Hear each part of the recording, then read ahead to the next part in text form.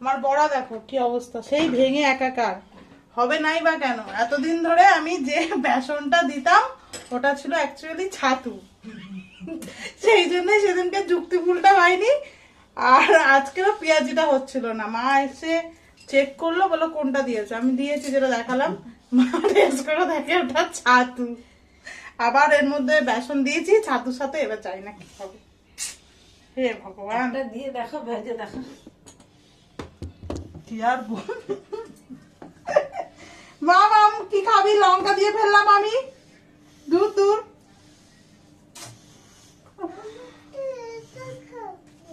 কি খাবে? এইটা ওটা কি খাবে তুমি? কাঁচা ছাতু। তাই জন্য বলি সবই ভেঙে যাচ্ছে কেন, সবই সবকিছু হচ্ছে কেন।